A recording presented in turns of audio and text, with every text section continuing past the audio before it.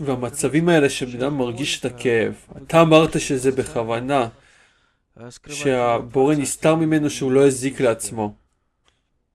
כלומר, כשבן אדם מרגיש איזשהו חוסר נוחות וכאב, אם הבן אדם מרגיש כאב, זאת אומרת שהוא נמצא במצב המנוגד.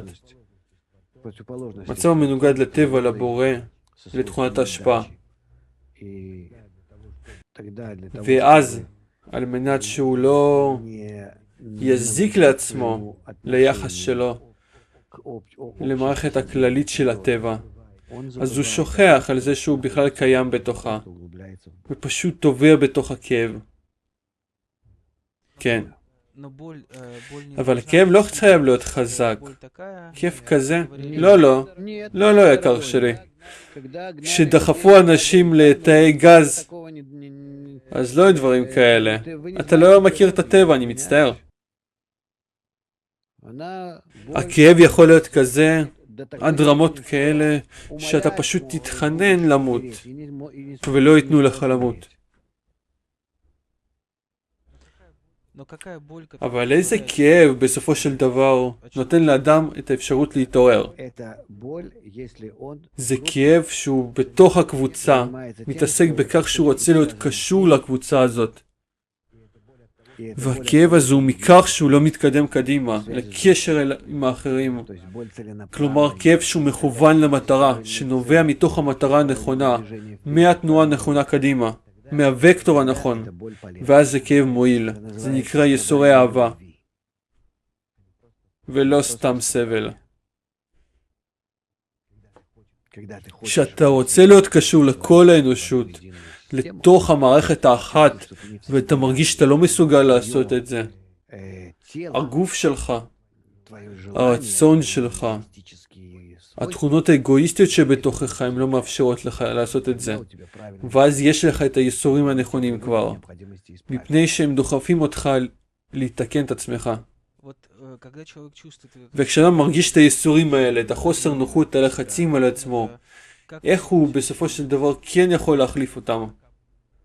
איך לטפטף את כל המערכת הזאת? על מנת שבסופו של דבר לגמור עם זה. או שזה לא טוב להחליף את זה. מה זה לא טוב? זה לא משנה באיזה דרך, באיזה אמצעים, העיקר שהוא כבר יחליף את המצבים האלה. ואיך אפשר לעשות את זה? רק אם הוא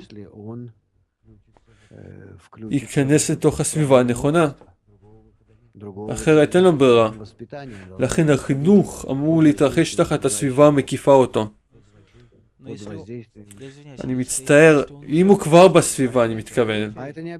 אם הוא כבר בסביבה, אין דבר כזה שהוא כבר יסבול. אז הוא לא בסביבה.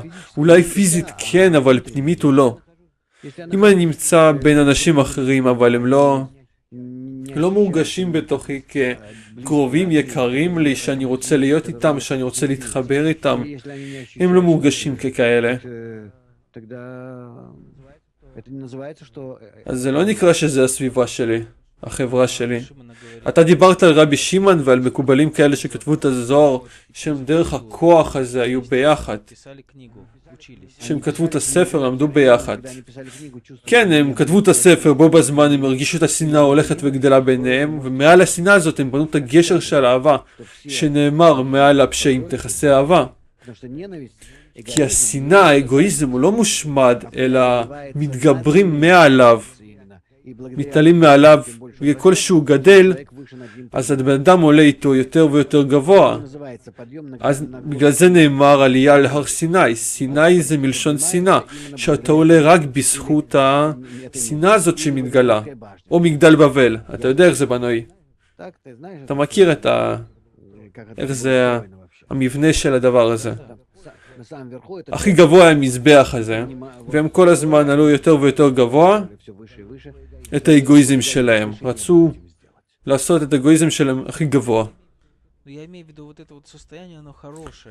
אז אני אומר שהמצב הזה הוא מצב טוב כשהוא קיים בין התלמידים. כן, זה טוב כשהשנאה מתגלה, שנאה שאפשר להשתמש בה כאהבה, על ידי זה שמכסים אותה עם המסך. את השנאה המשותפת הזאת בינינו. אנחנו בונים את הכלי הזה הרוחני, שבתוכו יש את הרצונות האגואיסטיים הגדולים ומעליהם המסך. ואז, אבל איך בונים את המסך הזה? בזכות מה? בזכות השיתוף בינינו. מסך זה הקשר הנכון בינינו. זה הכל, זה הקבלה מעשית בשבילך. מה שאתה ראית בכל מיני סרטוטים עד היום.